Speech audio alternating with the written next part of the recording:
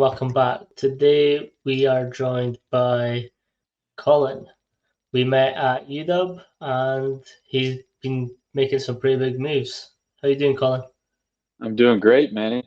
Thanks for having me. It's all good. So if you just run us down through your progression through coaching, where you're at just now, and sort of the steps that you've taken to get there. Yeah, so right now, I'm coaching college football in the state of Texas at Stephen F. Austin University. Um, and it's been a crazy, crazy time since I got here. I moved out here in July, and it's been a lot of fun. But kind of how I got into coaching, it was my dad was a high school football coach, coached softball, wrestling, did it all. And so I kind of just grew up on the sidelines. Always looked up to my dad and wanted to be just like him. And it got me into coaching. And so I played sports for a really long time, all the way up until my freshman year of college. I played baseball at a junior college I went to. After I decided to stop playing baseball, I went to Clemson University, and I wanted to get into coaching when I got there. Met a ton of coaches on the football staff, but then COVID hit, and they weren't really able to get me to join as a student assistant there. Um, I ended up graduating in 2022 and then moved to Seattle where I met you, and was working on the strength and conditioning staff as an intern with the UW football team, which was awesome. I had planned to work there for a year with the football team.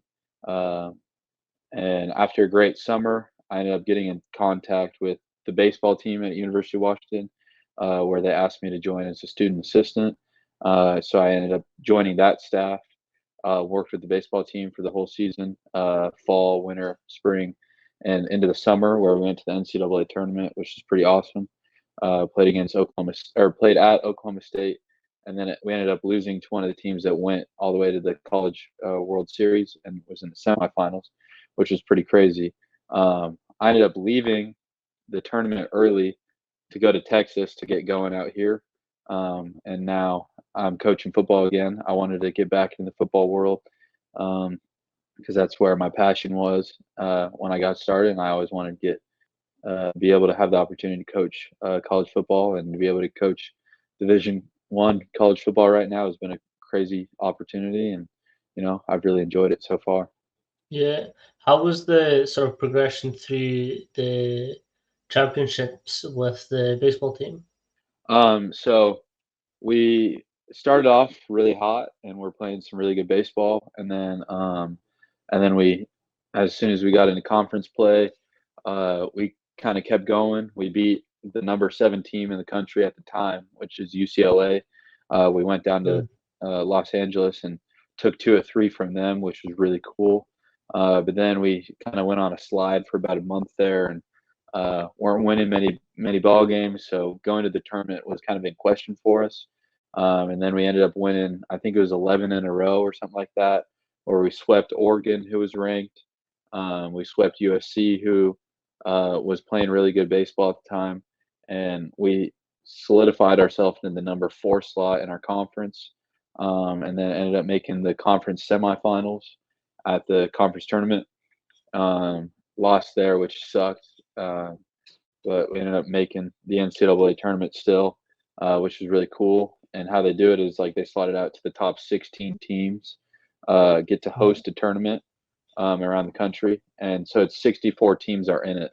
But at the 16 host slots, there's 4 schools that go, and basically they play a little 4-team tournament, and then it goes to the 16 teams.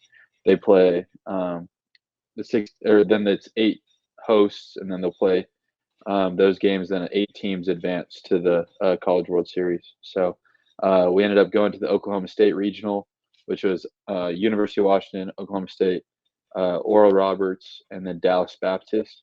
So we won our first game against Dallas Baptist, um, and then we played Oral Roberts. It was like a double elimination tournament, and then we ended up losing to Oral Roberts, and then we lost our next game. That eliminated us from the tournament, but it was a really cool experience. I got to go to a ton of different states throughout the baseball season. Went to Arizona, Oregon, California, Oklahoma, So it was really cool, and it was an awesome experience, and I'm really glad I took the opportunity to do that. Yeah, so how was it like sort of going from that to then starting to coach football again? It was pretty crazy because um, it kind of felt like I was a high school athlete again, going from playing football during the fall to then playing baseball during the spring to then going back to football as soon as the summer hit. And it kind of felt like I was back in those days because I basically went from one season ending to the next season, Mm, uh, pretty much getting going. I mean, I went through summer workouts, and now we're playing ball again. So um, it's been pretty hectic. I mean, I ended up getting a couple weeks to kind of have a vacation a little bit. I came to Texas, went through some camps, and then went back home and was able to relax for a little bit. And mm. then I officially moved out here and got going. And since I started, I haven't really stopped. So Yeah, it's been you were pretty telling much, me about your work week just before the yeah, podcast no, started, and that's the, yeah, the work week of a college coach is it's pretty hectic, but if you love it, um, yeah. like then it's not that big of a deal. So Do you want to take us through it just so people listening can get sort of sense for what and how much goes into it? yeah, 100%, I can do that. So for me, my weekly schedule, if you look at a Monday, um, is kind of preparation. We don't practice. It's just a lot of meetings with the players and with coaches. For me, it's a big scouting report day. So we go over certain aspects of the team that we're about to play, and we go through kind of what our game plan is going to look like in certain scenarios against that team, and then we're watching a lot of that film and going through it. And then Tuesdays is we call it Bloody Tuesdays because they're in full pads and we're full hitting, tackling, doing everything that we can do. Um, and then after practice is over, we're meeting and watching film all day, and then it's kind of the same deal on Wednesday. Um, Today, which is Thursday when we're recording this, it's a big special teams day, which I help out a lot with special teams. And so we go through our punt return, kickoff, kick return, and we just go through kind of certain scenarios with the players. So whatever gets thrown at them on game day, they can look at it and feel it out in person in practice and Mm, feel good about it. And then Friday we just do a walkthrough and meet one last time with all the players, going through kind of our game plan with them and certain things like that. And then on certain occasions, like last Friday, we went out and watched a high school game, which was really cool because we go recruit on those Friday nights, and then Saturday's game day. Um, and then I'm there for a while. We meet, do walkthroughs in the mornings, and then sometimes like this weekend we'll have recruits coming in, so we'll be taking them through a certain deal with that, and then we play our game, and then I'm up in the booth for every game day. I'm our nice. defensive scribe, and so I'm on the headset, and basically everything that gets said in the headset, I'm writing down, like what our play call is, and like what play they ran and stuff like that. So I don't get to watch a ton of it. I'm writing most of the game, but it's a really cool experience. And then once game's over, if we're away, got to travel home. If we're home, get to relax a little bit, hang out with family and friends if they're around. And then Sunday, you're getting right back to it, breaking down the next team that you're going to play the next week. And no players are in, not a lot of meetings on Sunday. It's basically just strictly watching film and breaking down your responsibilities. Yeah. Can you sort of explain what watching tape is and how like the process that you go through is? Yeah, so there's a lot of different ways to do it. So for me, I'm on the defensive side of the ball, so we only watch the other team's offense and kind of what they do. So the biggest thing is like deciphering if the play was a run or a pass or a trick play, and then throughout that, there's different kind of things that we look at. Like for me, I work with the defensive line, so I watch how their offensive line drops back during a pass and how Mm, they're going to protect certain rushes. And a big thing for me is I watch if like how their center reacts to different pass rushes, how their guards react to different pass rushes, and how their tackles react. And based off of my breakdowns, I tell our head defensive line coach. He uses that for his scouting report and stuff like that. And then we talk about it as a staff, give it to the players and things like that. Another big thing that I do is I track all the players on the field and what numbers they are and where they're lined up, Mm-hmm. to try to give us a certain advantage, to be able to um, see, well, if this guy's lined up in a certain position, he does this every single time he's there. And so it's like we know, okay, number one is in the slot. That means he's doing this.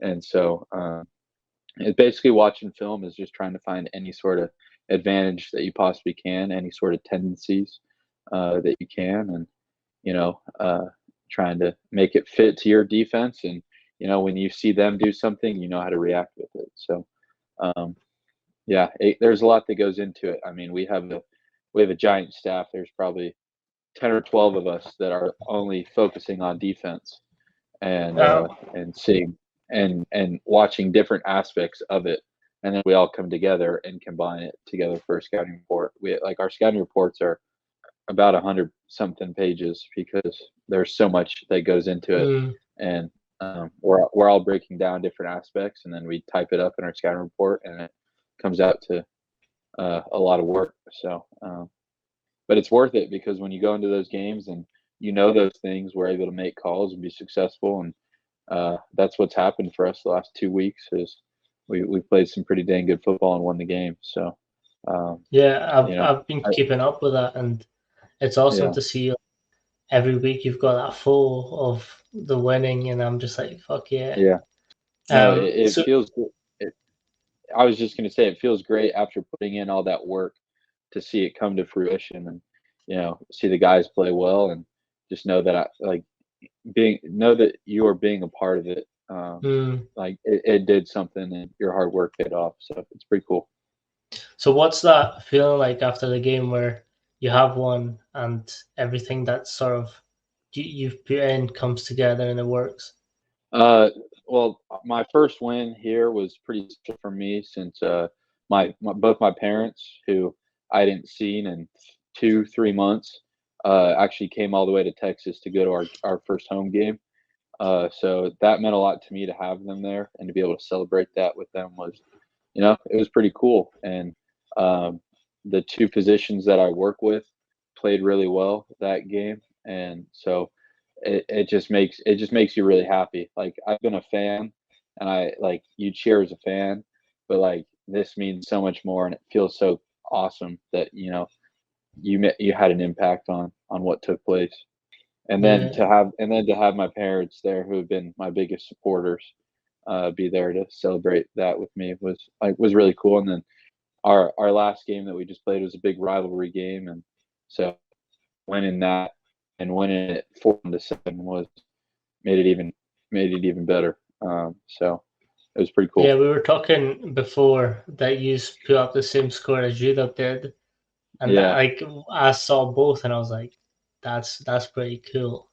yeah. No, it was a good day for me on that Saturday because I won big. The dogs won big, and my other school, Clemson, won big. So I couldn't complain. I saw the Clemson flag up before, and I was like, yeah, that's Yep, Colin. yep, Can you yep. sort of take us through going through the game plan with the athletes and how that all plays out? Yeah. So when you get to the college level, you got to expect a lot out of your athletes, and what what they're able to do, and it's asking a lot, especially at the college level, because they're taking classes and they're playing sports along with you know having to take care of their body and do things like that. But definitely, it's a lot of meetings. It's a lot of meetings. Mm, So um, a lot of our stuff is we watch our practice so we can coach them up on how they can get better in doing our scheme, um, the our upcoming opponents' games, so we can see what they do, tell our players about that. And one thing that we do is like we'll call one of our defensive plays while we're watching the film, and we'll make our guys communicate, "Hey, I'm doing this when they do that," This is my job. This is my responsibility. So just kind of walking through this, I think watching football, playing football, you have to be a visual learner, but then you also Mm. have to be able to learn while you're doing it in person. So we try to show everything on screen, talk them through it, and then we can go down to the film or go down to the field and bring the film down to the field and make it happen like that. How big of an impact has that had, sort of making like allowing your players practice while like on game time? Well, it's really it's awesome because um, being able to watch a practice, which is something I never really thought of before I got to this level, it makes a ton of sense because you can see what mistakes you made, and then next time you're out on the field, it's like, okay, I did this wrong last time, and now that I'm seeing it, I know where to go. And you can see Mm. your best players are able to just adapt really quickly, and they're quick learners. And some guys, aren't the best at learning it, so that's why you get all those repetitions, and you do it as much as you possibly can, um, to make sure that when they get in that scenario, they're going to be able to make it happen. Yeah, how big of the program is it? So something that we were talking offline before was that I'm still trying to wrap my head around like the different levels in Division One. Hmm. Obviously, I've seen UW, which has like the facility it does. Hmm. What's it like at sort of that level? Yeah. So, like we were talking about earlier, both schools are Division 1, um, but like the main difference is just the funding and how big the school actually is.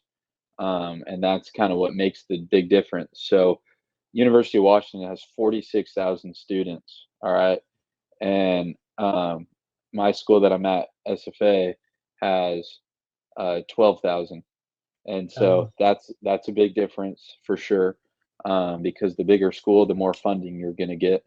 So that makes a big difference. But in the scheme of things, within Division 1 football, there's FBS, which is what University of Washington's in, and then there's FCS, which is what Stephen F. Austin is in, and that's where I'm coaching. And so the big difference with that is FBS is called the football. It's the football bowl, mm, and so like you play bowl games and stuff like that. Versus FCS football championship, and it's just a giant tournament basically when it comes down to the end of the season. Um, and so that's like what the B and the C stands for right there. And so the FBS is a lot of bigger schools, a lot more money to go around. And it's more of a level playing field. Like that's why there's two different areas, is because it's a level playing field. And then FCS is like a lot of lower funded, but still big enough schools and big enough mhm. programs, to be within the Division 1 area. And so um, the school size and the definitely where the difference comes in. Um, but going from pretty much one of the best of the best, down to a FCS school definitely humbles you a little bit, but it makes you appreciate what you have, and it's a lot harder to recruit. It's a lot harder to all these nice things, but making it work is what makes you feel even better about what you're doing. Yeah. And so it's pretty cool. So what sort of what's the program like? So what kind of staff members do you have apart from obviously coaches? Um, yeah. So I mean, most of it is so we have like full time coaches. And then we have like the assistants to the full-time coaches, which is what my role is. And so some of the guys that I work with are students. Some of them are grad students. Some of them are in their undergrad still, just wanting to be coaches as well. Uh, and so some of us are students, some of us aren't. Um, and we're just in there. We're put with a position coach, and basically we do everything that they need us to do. And then the other people around, like we have our strength and conditioning staff. But for you saw a giant strength and conditioning staff. There Mm. was what 6 or 7 of them plus the interns, and now our staff is one guy, and then he has I think 3 or 4 assistants, but it's for all the sports. here at SFA. It's not just for one Oh, team, right. Yeah. and I'm not sure if they really have any interns or how that goes, because I'm not really involved with any of the strength and conditioning at all here. But there's just a major difference. I mean, we don't have as many people on staff. Um, I think we're asked to do probably more stuff than at a bigger school where they can just have more people on staff to um, go around. But you know, that's why we got some long days. But it's all just because we love it and we're Yeah. working hard and like we're we're making it pay off. I mean, I could work shorter days if I wanted to, but you know, you work those long days because you want to do your best for the players and find certain things to, take an advantage and go win a football game on a Saturday, and so that's why you do it. Yeah, 100%. And I think that's why I've loved watching your journey so much is because like it's a Division 1 school still, and Hmm. that's still an amazing opportunity for whatever you're going to do next as well. Oh, Like 100%. I know like we've obviously spent a lot of time at UW together, and I know how much hunger you have to climb up that pole and just get to the big schools and the big jobs Hmm. that you're finally like you've already made it in my eyes. Like Division 1 schools a big thing. Yeah. Well, What was yeah. that? I was just Sorry, gonna say no. you gotta start somewhere, and you know, sometimes you don't go to the spot you want to go, like that's the end goal right away, but you got to start somewhere and you got to learn somewhere. I mean, I was telling one of the coaches on our staff today that I came in here and I thought I knew a good amount of football, but I came in here and I've learned 4,000% more than the stuff I already know, and it's only scratching the surface. And there's so much more to learn, and I'm excited to keep learning. And this has been a great spot to do that. And the more and more you learn, the better you do, the more and more you'll work up. So 100%. it's pretty neat. Yeah. So what's one of the biggest things that you've learned while um, across there?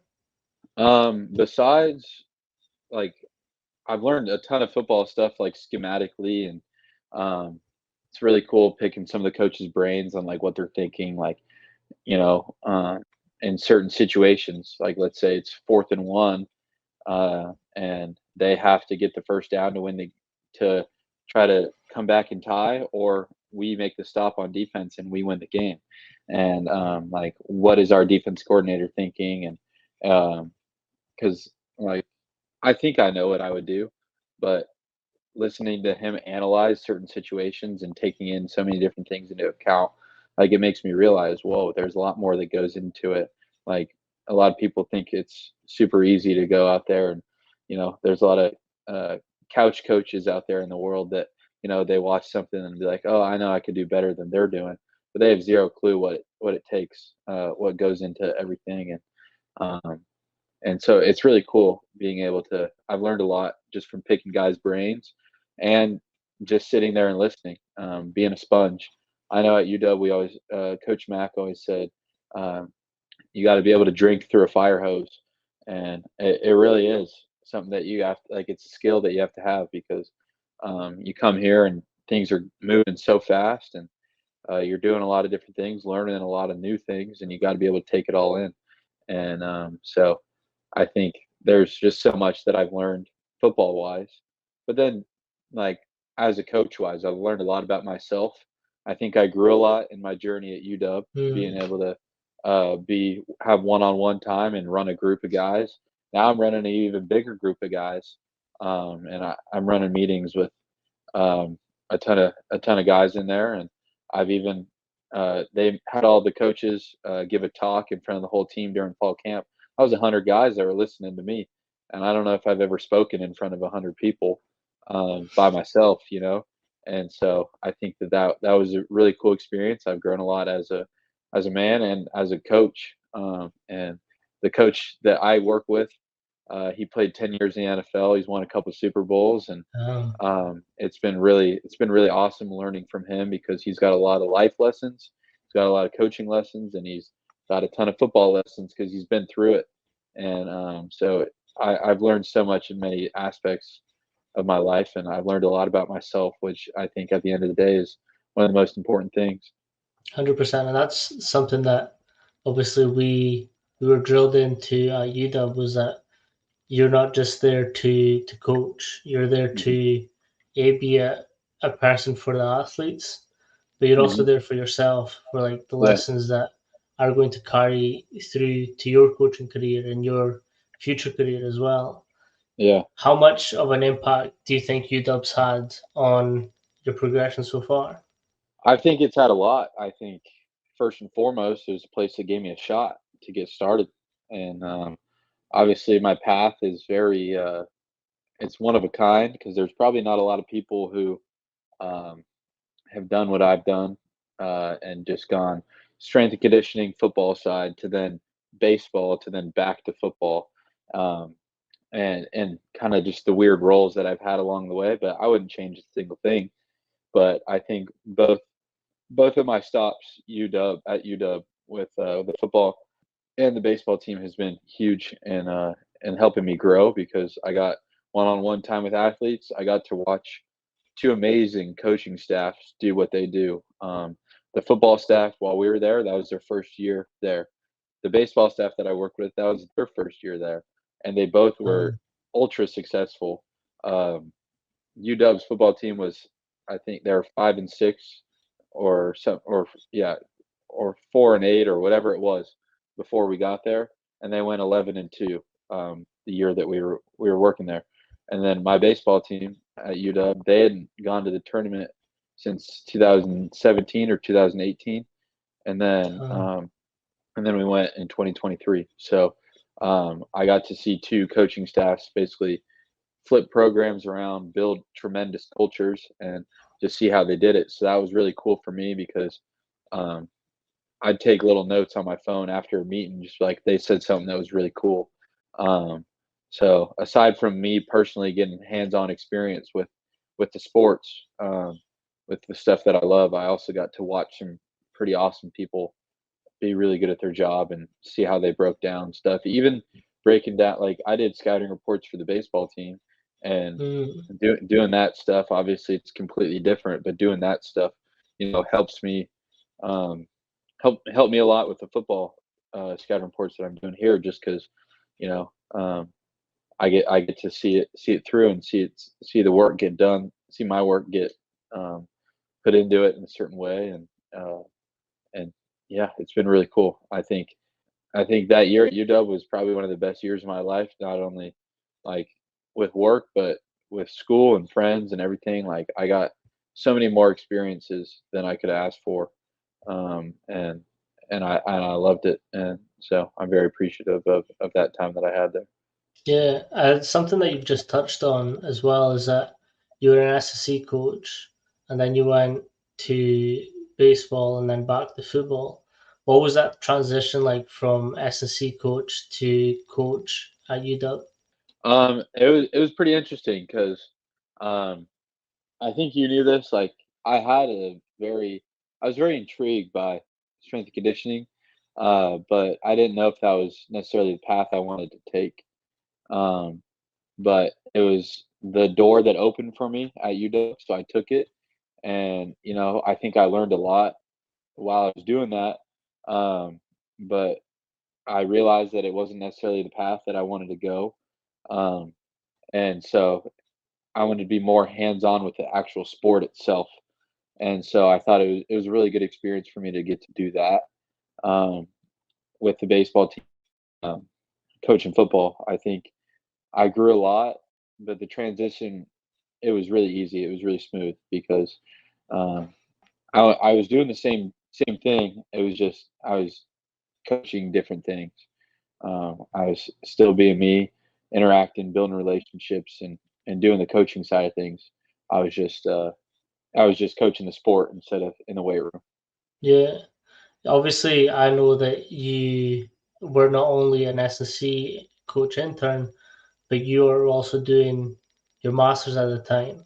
What was it like managing Mhm. both at the same time? It was pretty hectic. I mean, at the time, I thought those days were long, and then I started actually coaching college football, and I realized those days weren't terrible. Um, but I mean, we would have those early mornings where we're getting there at 5:30, 6 o'clock, and we'd be getting after it for a couple hours there. And I know you guys would spend a little more time there doing stuff, but I'd have to leave to go to class.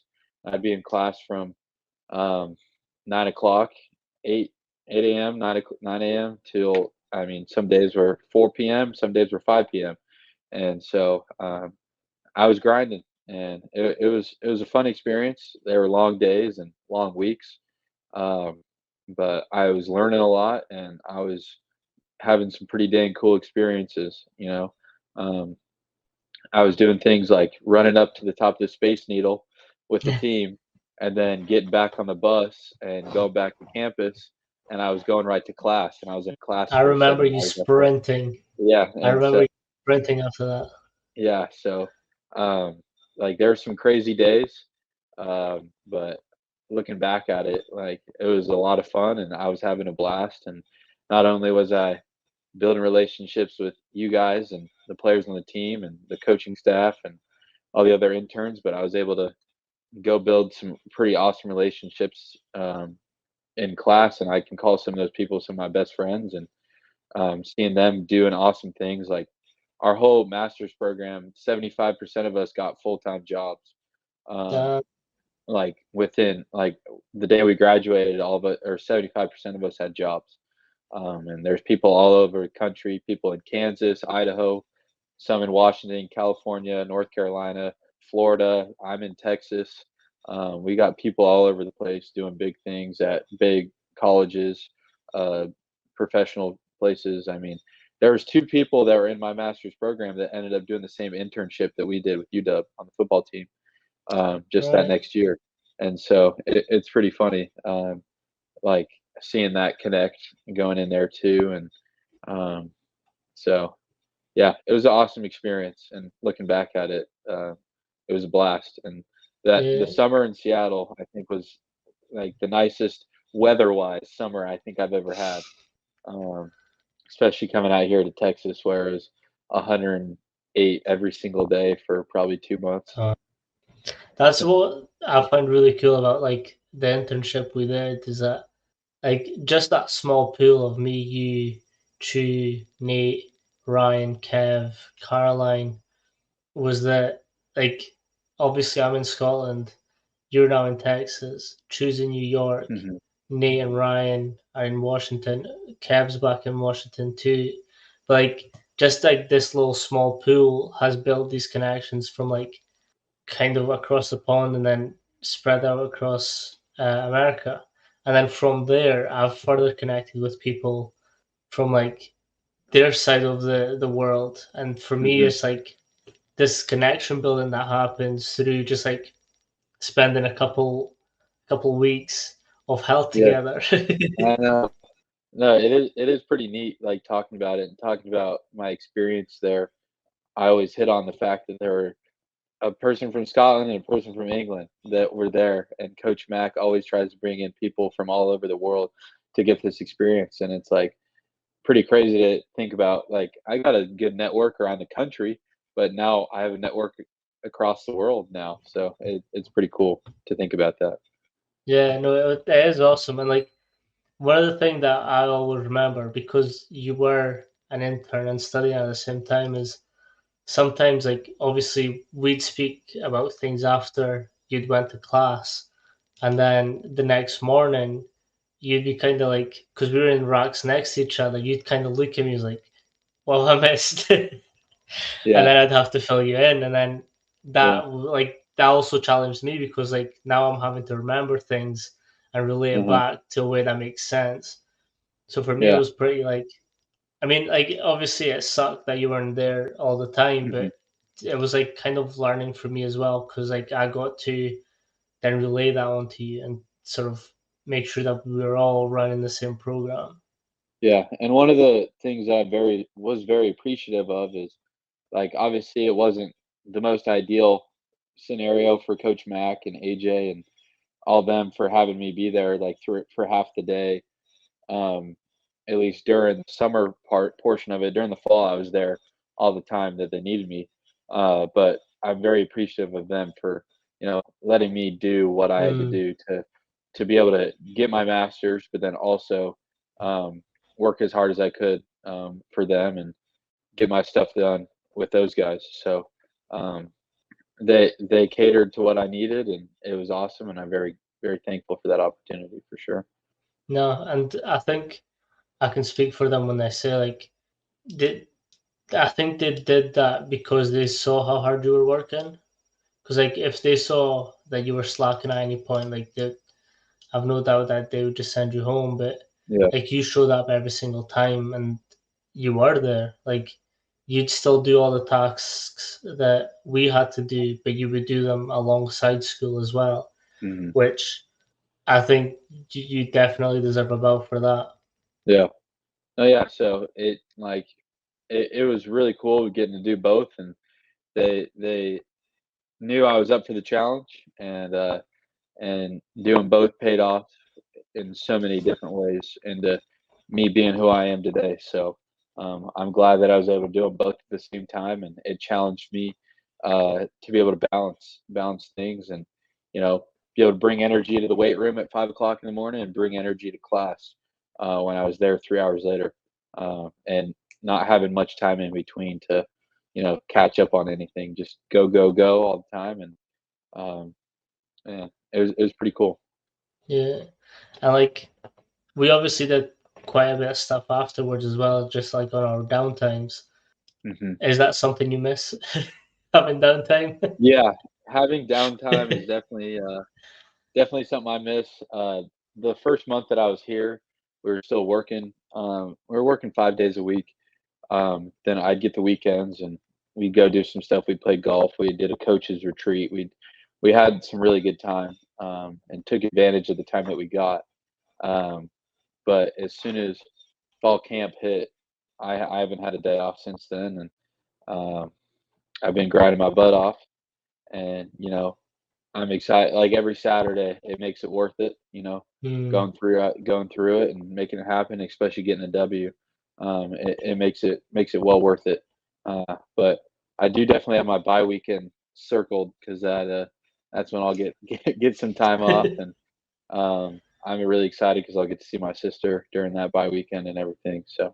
Um, so it'll be good. But Yeah, um, we got a couple more weeks till that hits, so we're focused on the game ahead this week, and then when that day comes, I'll cherish the time off that I get. That's for sure. nice. What's your predictions on this weekend's game? The plan's to win, obviously, and I think this team that we're playing is really funky. They do some crazy shifting around with formationally on offense, and they do the same thing on special teams. So the two areas that I'm working and coaching up, they do some pretty crazy stuff. Um, but it's gonna be an exciting game. We both joined a new conference. Their Mm, conference and our team's conference combined to make a bigger conference, and so this is our first time ever playing these guys, and at least in a really long time, it's our first time playing them. And they made the playoffs last year, I'm pretty sure, and we didn't. So it'll be a tough test, but I think we're up for it. And preseason rankings, they're ranked third and we're ranked fourth, and so mm, we're gonna go try to prove all the haters wrong and go get a W. And we're on our home turf, and we think we got a good shot at them. So I'm excited for it, and it'll be a good game. But hopefully the Lumberjacks end up on the winning side. That's for sure. nice. You kind of touched on before, but I've got a question on sort of how the schedule works between Hmm. sort of on season, off season, Yeah, spring camp, fall camps. How does that work in relation to your job and what you do? yeah. So in season is strictly football. I mean, you're recruiting as well, but you have to be able to ration out your days as to this is going strictly to what we're doing this week, and the other part is recruiting. And some coaches will say you're never not recruiting. And with having Twitter and having being able to talk to people on the phone and doing certain things like that, it's really easy to do that. But during the season, it's pretty much a lot of just football stuff. And then, you know, God willing, we'll be in the playoffs, and we'll go into December and maybe even January, playing some playoff football. And then, but as soon as that season ends, it's strictly recruiting. Um, you're doing certain things here and there with your players, but you're trying to get the next class of guys, build the best class you possibly can, building that future for your team. So it's finding the diamonds in the rough, or trying to get the guys that you've been recruiting for a while to commit and sign with your school. So that's the big chunk of time after the season during the off season, and then spring football comes along. Um, that's in about like late February, March, April. Um, you're doing spring football stuff, so that's when you're allowed to practice. I think you get 15 practices during the spring football months, and so you span it out 3 days a week that you're practicing, and so you're getting back into it. That's where you're kind of re teaching your whole offense or your whole defense to all your players and taking them through certain drills to um, kind of get technique better and everything like that. And then summer hits for coaches. It's gets back into and a lot of schools host camps. Like we hosted camps, but we hosted it around the state of Texas. So we were traveling all around like I hit all the major cities in Texas in a week just because we were going all over the place hosting camps and doing recruiting stuff. And you get a couple weeks off of vacation, um, and then we came back at the beginning of July and kind of were prepping, doing what we like OTA, short practices, small practices, no pads, nothing, just kind of quick training um, stuff. And then once August hit, it was fall camp, and it was basically strictly football again. You're there all day, um, practicing, watching film with the players, meeting about it, eating dinner with the player, like eating meals with all the players, doing everything you can to try to build culture, build rapport with the players, and then also be getting good at football.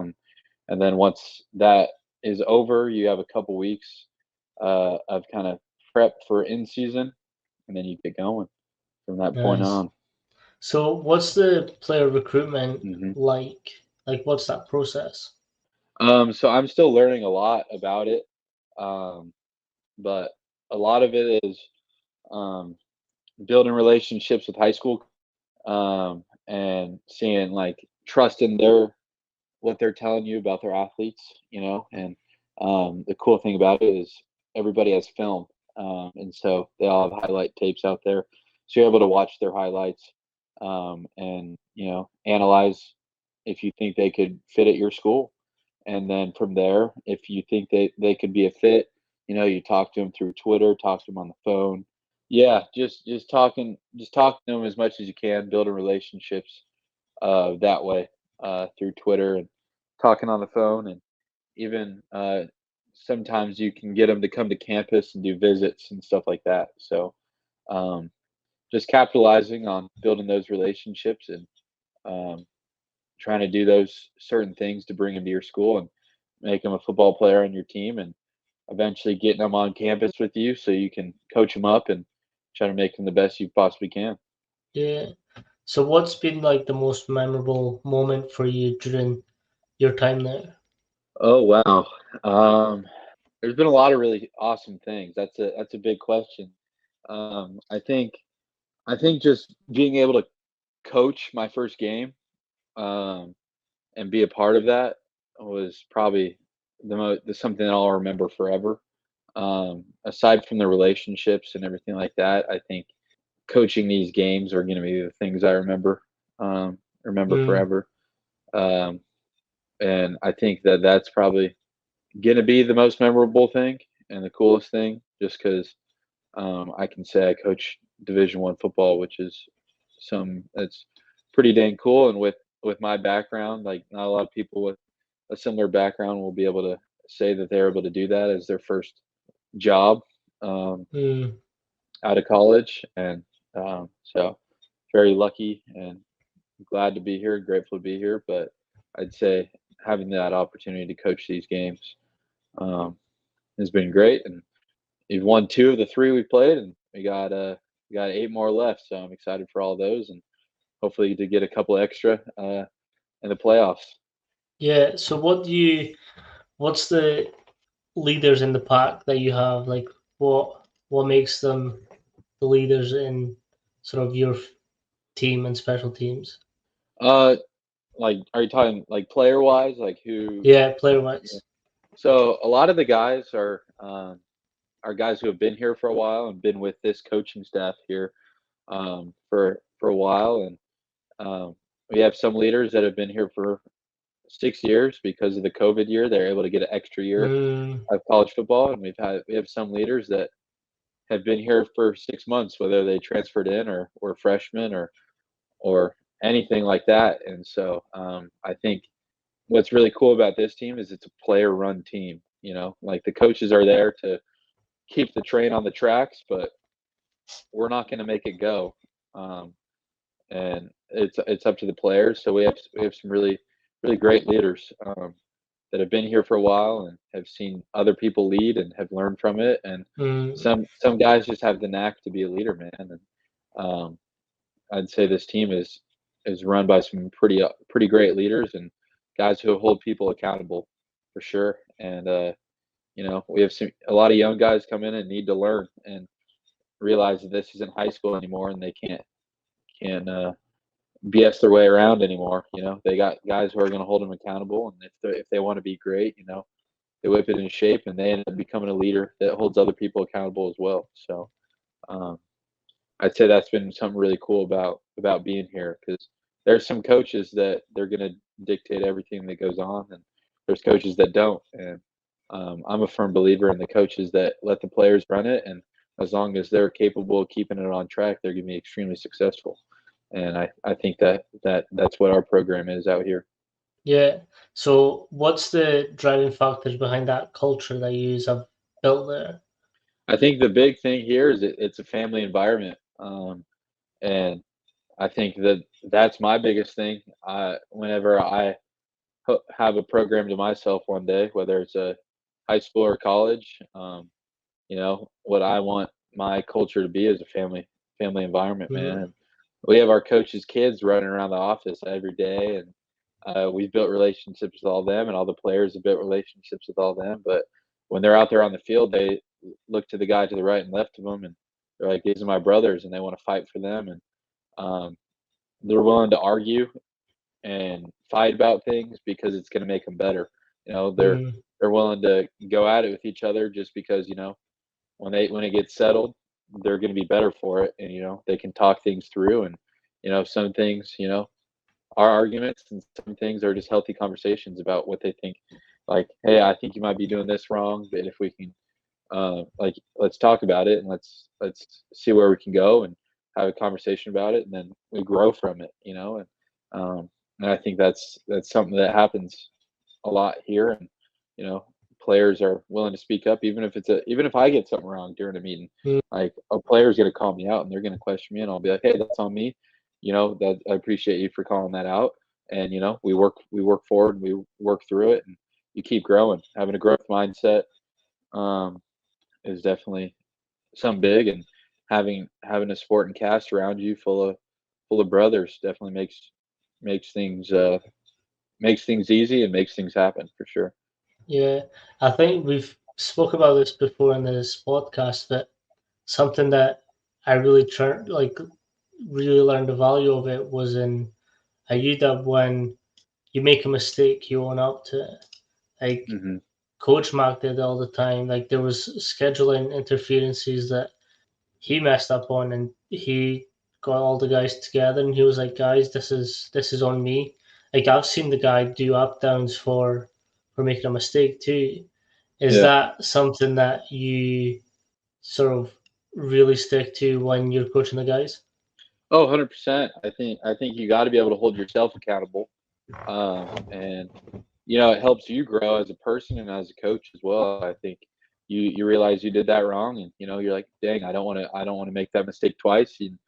You make it better. You know, you go through the process, and you're like, all right, I'm good. You know, I fixed that. Let's keep rolling. And And you make another mistake, you're like, all right, I'm not going to make this mistake again. And you just keep going through it. I mean, you're going to make mistakes, especially doing all the stuff that Coach Mack was doing at UW. All of us are going to make mistakes, and as long as you're learning from them and growing from it, um, like that's how you learn. That's how you get better. Yeah, And if you're not making mistakes, you're doing something wrong. 100%. So, You're playing it safe. hmm What's one of the biggest mistakes that you've made, and what did you learn from it? ooh, that Not to put you on the spot. that's a good question. I don't know. I wouldn't be able to pinpoint like a specific thing. But there's just certain things that's like you do something wrong and you don't even know you do it wrong. You're doing something for the first time, which is a lot of the things that I'm doing it for the first time. So, um, like there's been aspects of like the scouting report week one that I did incorrectly, and they told me, and you fix it and you do it right the next time, and you're better for it. And in those aspects of the scouting report, like I see what they're looking for, and they're like, okay, that makes sense. Like I understand why, like this data, like why we didn't need certain data that I put in there, and certain things like that. But it goes for a lot of things. But it's part of the drink through the water or the fire hose thing. If and just learning a lot, and you're gonna make mistakes. None of them have been too big. But it's a part of learning things, doing things for the first time. You do it wrong, they tell you, and then boom, I'm not going to do it wrong again. So going through that process and capitalizing on the situation. Yeah, it's like the trial by fire. You kind of have to Yeah, 100%. make the mistakes to know where they are and what not to do from then on. Exactly. Exactly. Yeah. So I've got a question because I hear about these things, and you obviously know how big it is to me, but what's the food scene like in Texas? The food scene. So I haven't gotten out a ton since I'm working all the time. But the big thing is Texas barbecue for sure. Mm, And the Texas barbecue out here is legit. I don't know. I doubt you probably had much barbecue while you're in Seattle because it's definitely not a place for good barbecue at all. Um, I don't even know if I had barbecue once while I was there for a full year, um, but coming to Texas, I've had it a lot, and I even had it for lunch today. oof. Went to my favorite barbecue spot with a couple of the coaches, and it is just so dang good. The barbecue is legit, man, and there's a lot of good places out here, and um, so yeah, I'd say that's probably the best for sure. Yeah, I remember the tacos and soft tacos that we had in Hmm. Seattle, and that Yeah, was that was my thing. yeah, Um, but like I definitely want to try some barbecue.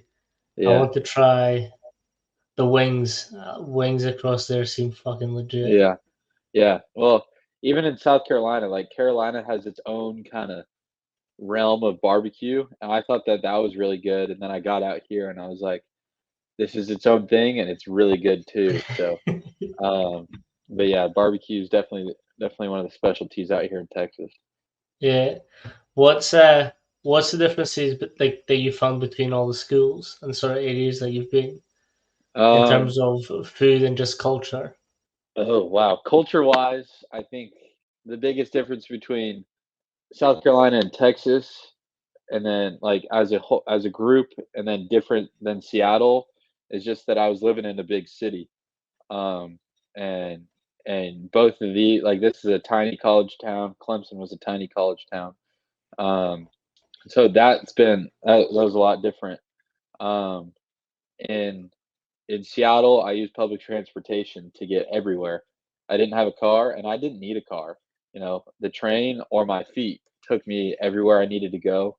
And if I needed a ride somewhere, I had people that could give me a ride or pick me up, or to get to my best friend's house, like he'd just pick me up, um, and that would be like the easiest way to do it.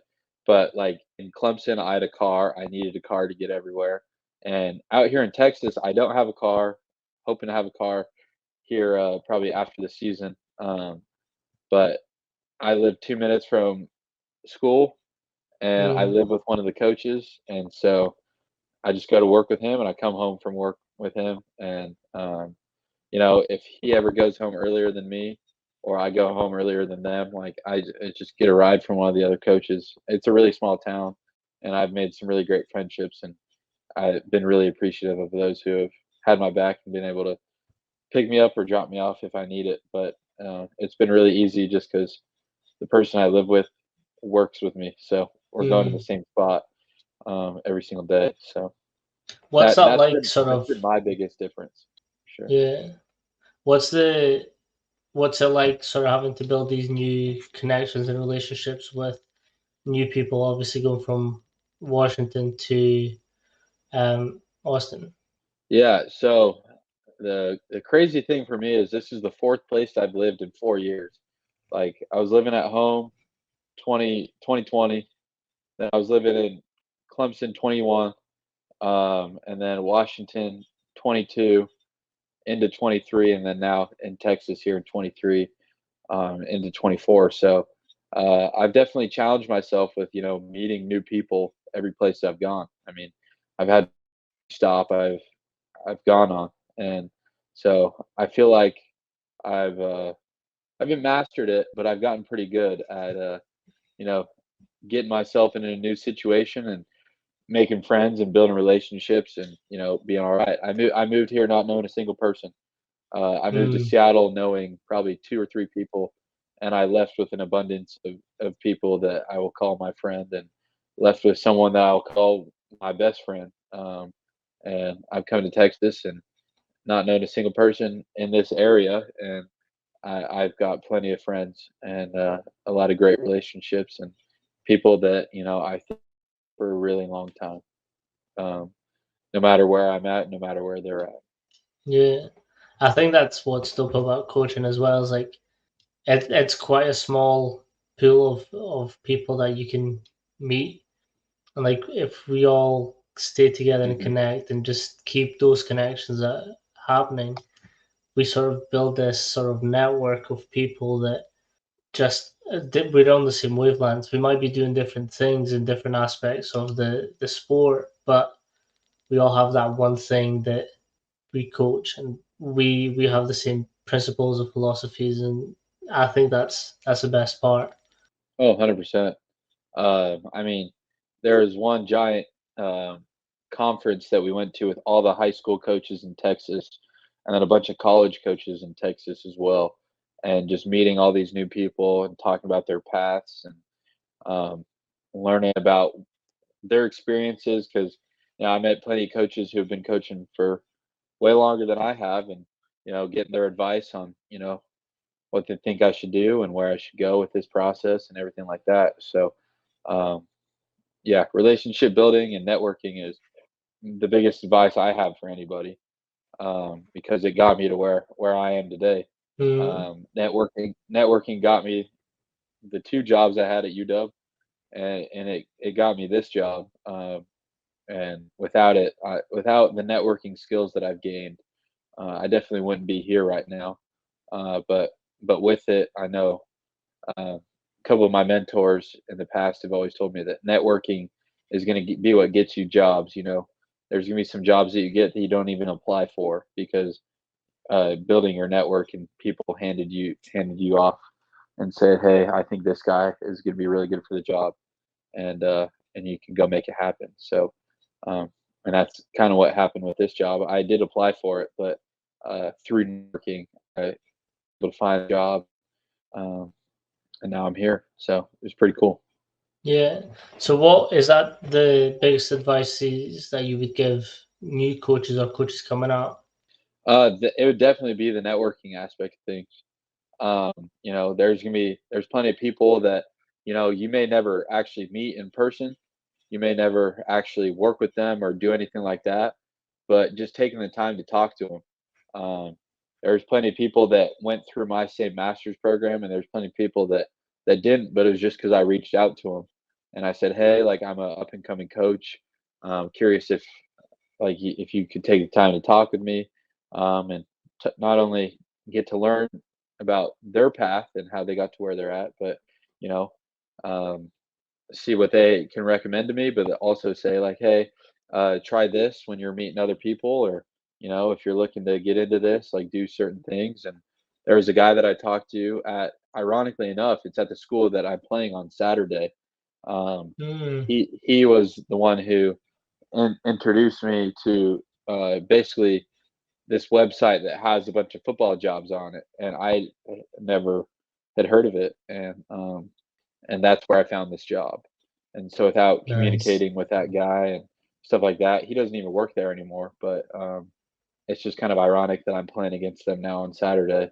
But someone at that school is the reason that I'm here, and it's because of just advice that he gave me, and it was just because I randomly found him and I reached out to him, and he took the time out of his day to give back to me. And that's something that I'll want to do in the future too. Is anybody that wants to connect, um, I'll be able to give back to them and hopefully give them some nuggets to help them on with their future. But that'd be my biggest thing, is networking, trying to meet as many people as you can, build as many relationships as you can, because you have no clue who they're going to recommend you to or what they might Mm, recommend you to.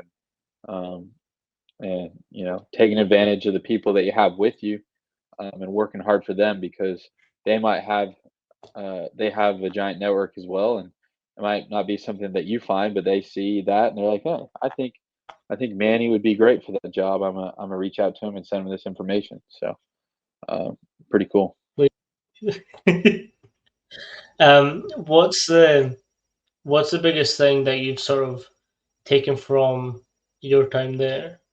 Ooh, I think the big I've taken in a lot of stuff. Um, I've taken in a lot of stuff. I think the stuff that I'm really intrigued about learning is the recruiting aspect of things, and you know how to build the relationships with recruits. Um, Try to get them to come to your school and build this long-lasting relationship. I mean, talking to these kids for months and months on time, and when it gets to the day where it's like, are you coming to SFA, or are you going somewhere else? And when they say, hey, I'm coming to SFA, I'm coming to play for you, like I want to get really good at that. And I'm watching a lot of coaches and seeing how they recruit and seeing, hey, I want to do that, I might not want to do that. What they're doing is really cool, and just kind of watching them in live action is really cool for me. um, but yeah, I think that's one thing that I want to get better at, for sure. But that I can watch some of the best people out there doing their job, and watch it firsthand, uh, will make me a better recruiter in the future, and no matter what I'm doing. Yeah. What's sort of the biggest thing that you've learned from watching the recruitment element of it? Just watching how our coaches build the relationships, and those are relationships with not only the players but the players' family. While Mm, I was at a game on Friday, one of our coaches was one of the players we were watching was actually already committed to us, and he's going to come play for us next year. And uh, Me and one of the other coaches were talking to his mom and his grandpa, and watching him work his magic was pretty cool. Like I didn't say too much, but I was just sitting there watching him do his thing, and I think that was really cool, because I learned a lot, and seeing how they do it. You not only have to recruit the player, but most importantly, you got to recruit their family, recruit their parents to trust you to take their kids in, and um, mm. being able to evaluate them and work them as hard as you can to get them to whatever their dreams are, and take care of them. And so that's been something really cool, and that I'm excited to get those experiences myself, and learn from them. I think that really ties in well with the message that you were saying, like the culture of the team as a family, and Hmm. like you building these relationships with their mums and dads, grandpas, parents, or whatever, is sort of instilling that from a very early stage of that relationship, essentially. Hmm. Yeah, I mean, relationships are everything.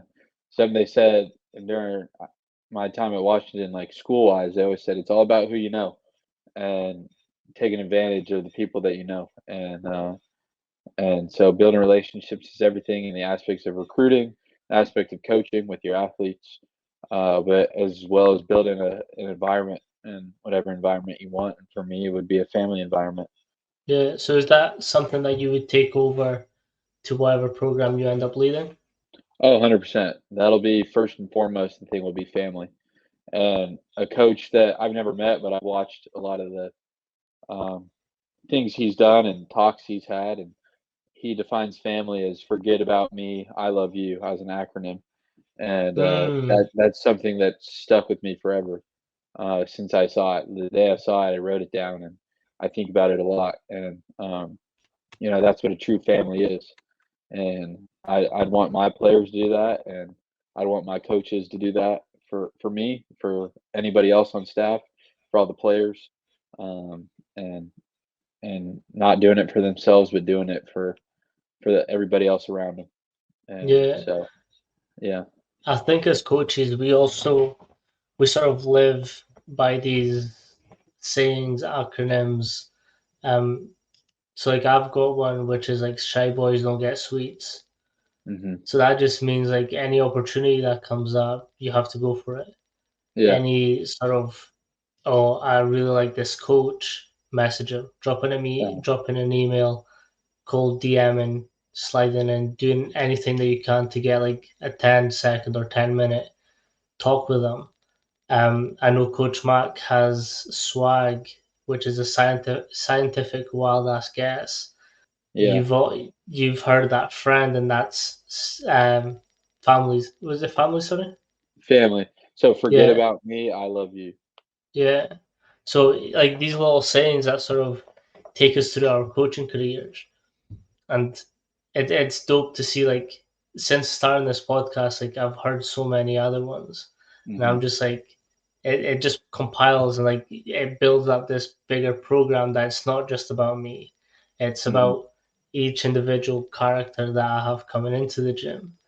Yeah. No, 100%. I think it's funny in the world of sports. They're everywhere. Everybody's got them. And you know, having good ones that people can buy into is what matters, man. And um, so yeah, it's pretty It's, funny. I always laugh at seeing other people's. yeah, it's the thing that it shapes people as well though.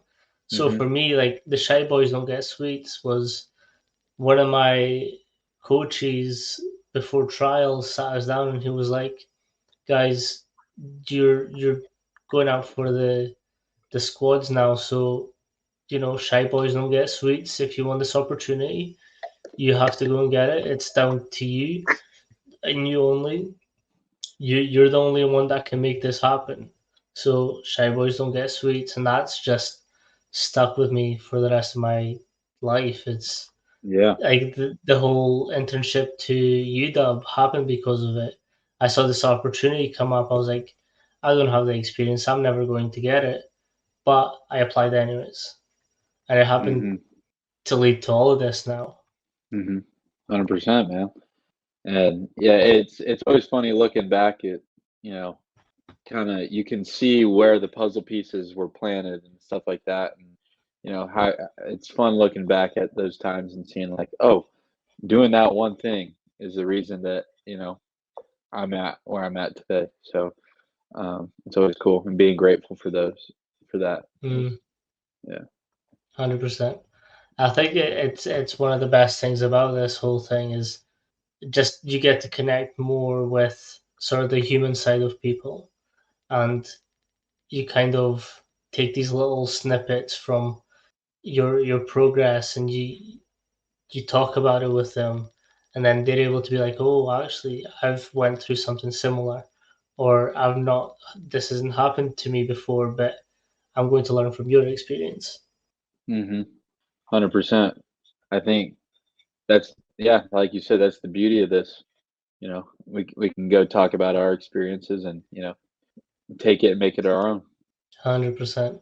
Is there any sort of resources that you recommend people to like either read or look into when trying to get into coaching?